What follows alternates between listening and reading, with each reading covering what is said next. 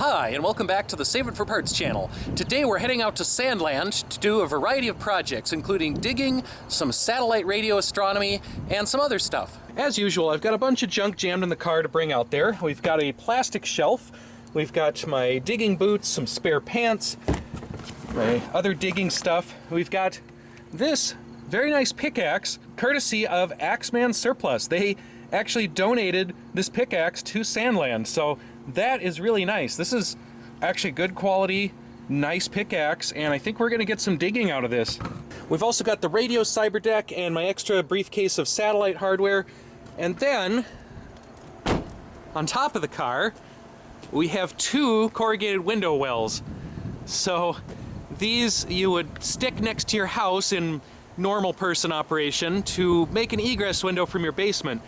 I was thinking of doing that with our house, but we've kind of blocked the window that we wanted to use as an egress. We've built a catio there instead. So yeah, these are going to go out to Sandland and become the roof of part of a new tunnel. We might get to that in a future video. Now, I don't necessarily recommend driving your car around with two giant pieces of metal wing on top like this, but I did actually get these home this way from work. That was a little shorter than the trip to Sandland, so we've got them strapped down extra well. We're gonna stay off the freeways, and hopefully those are still on top of the car when we get out there. All right, we made it out to Sandland with this ridiculous stuff on top. We're gonna just stick it next to the tractor for now, and then we can use it to build stuff later. You can tell the tractor hasn't run for a while because trees are starting to grow up around it. I think we have to fix some stuff on there. All right, we're gonna store our Axeman pickaxe in the upper shed here, because this is actually nicer than any of the pickaxes that we already have in the shed. So when we're doing projects like stairs or trail maintenance or foundation work or cutting out any earthworks like this, yeah, having a nice pickaxe, especially with this flat blade, is going to be great. As you can see, our existing tool collection is pretty rusty, so this is an upgrade. So thank you again to Axeman Surplus for sponsoring Sandland with a genuine Axeman pickaxe. Someone has commented that our monorail out here looks a little bit like a trailer park in the woods. And then somebody made us this sign, which I think is a reference to a TV show that I've not seen, but yeah, we could put that up occasionally. And some other projects here. JT is working on a sink with a rainwater collection system.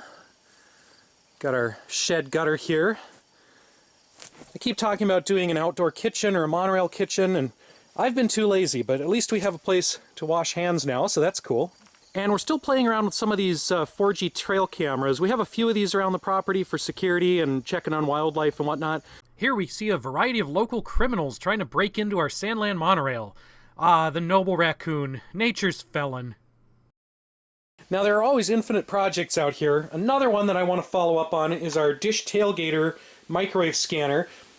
We tried to run this last time we were out here on the Sandland Space Program Day.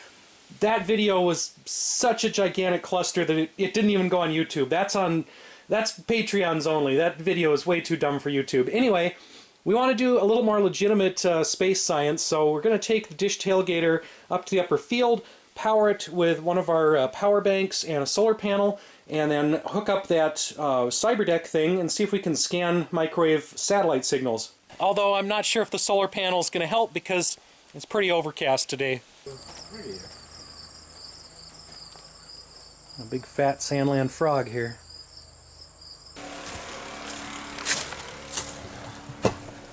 Alright, we're back down here at the sandbar, and I forgot I left myself a bunch of work last time. I dug some more into the wall here, and I didn't bother to muck it out, so we're going to have to load that into our carts and haul it out, and then we can do some more work.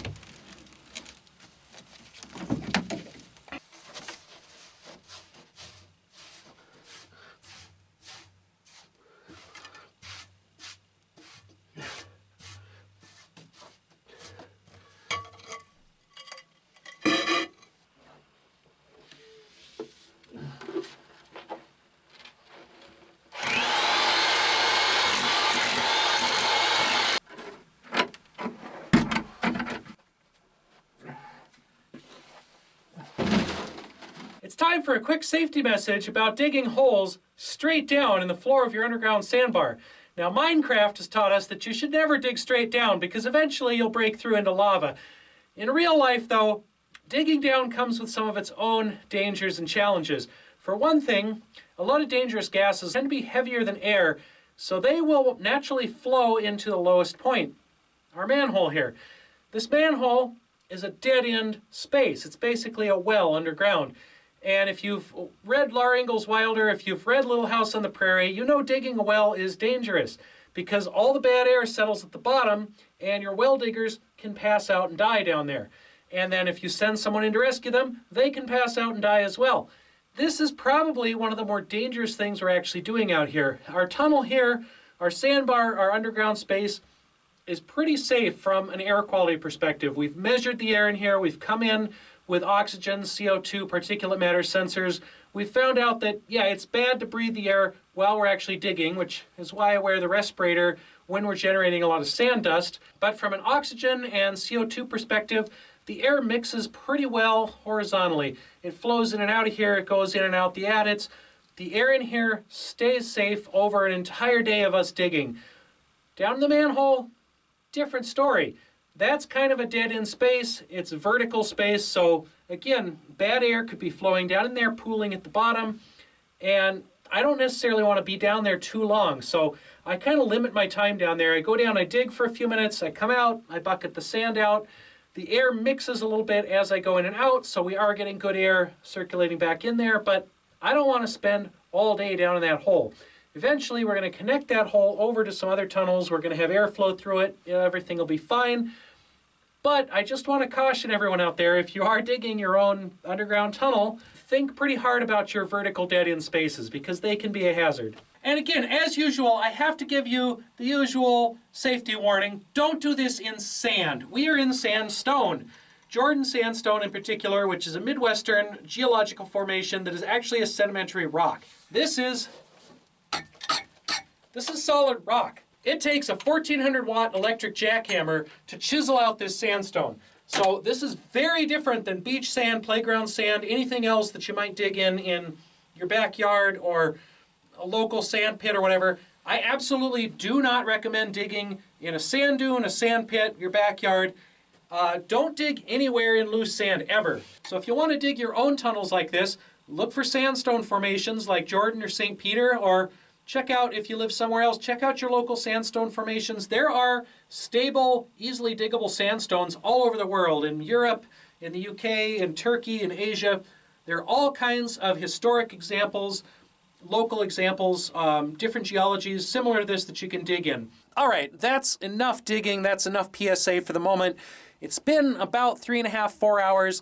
I'm going to go back upstairs and check on our satellite microwave imager project, see how that's done. Come on, stop recording. Yeah, there's so much sand in the button here, I can't get it to stop recording now. This particular camera might be on its last legs with sand. All right, and now we've got some fogging issues inside the lens of our camera.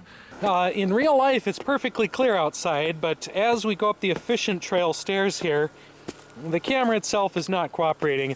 This is not fog I can wipe away. This is inside the camera lens.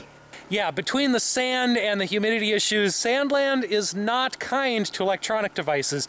It is very challenging to film in here because it destroys cameras, it destroys electronics pretty quickly. Well, I'm pretty sure that our satellite scanning unit has crashed. We're down to 0.5% on here. This thing refuses to turn on, so I think we've used up all the battery pack there. We've used up all the internal battery. All right, focus, focus, come on, focus. Bloody thing does not want to focus. All right, so we're up here in the upper field, and I'm still trying to get this Spypoint security camera, trail cam, to work because I really like Spypoint. Now, I've got this other 4G camera right up there strapped to the wind turbine, and that one is working great. That one sends me pictures. That one I can log into remotely. My other Spypoint cameras work great out here, but for some reason, this particular one just does not want to work. So I'm going to give them a call, see if I can get an AT&T SIM card or get some other SIM card that works better. Well, I'm on hold. I really like Spypoint, but their customer service is not great. They really want you to have the unit in hand. be in an area where you have cell coverage, have a laptop, have a cell phone, and it's kind of hard to do all those things. Like, this is supposed to be an off-grid trail camera, so yeah, if you're using it off-grid, you're not going to have necessarily your computer with you, and you're not necessarily going to have cell phone service if your cell phone has a different provider than the camera. I don't know. The cameras are great, the service has been great, but the customer service and the assumptions they make are a little silly.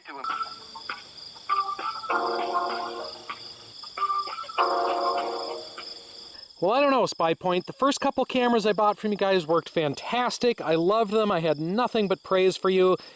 And this latest one I bought does nothing, and your tech support does nothing. So maybe I have to get more of these Chinesium cameras that everybody on Amazon wants to send me for free and just give up on Spypoint, because yeah, I can't get your latest products to work at all. On the plus side, my camera's fogging issue seems to have cleared up, so that's good. I really don't know what the point of this video is. I don't know if this is a vlog or a Sandland update, a Sandbar update. I'm all over the place here. I'm doing like 100 projects out at Sandland, so who knows. Here's a fun little Sandland feature. Just out in the middle of the woods, we have a bus stop with a nice bench. We've got this trail, our directional sign. I keep expecting Totoro to show up here and wait for a cat bus.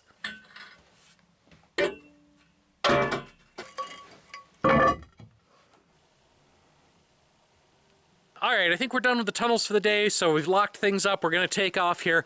Again, I don't really know if this was a vlog or a Sandbar update or what exactly the theme of this video was. Again, I didn't really have a plan for this. I just came out to Sandland and started doing projects. Also, our camera is fogging up again, so I had better wrap this up and stop talking before it becomes completely fogged over. Thanks for watching. We'll see you next time.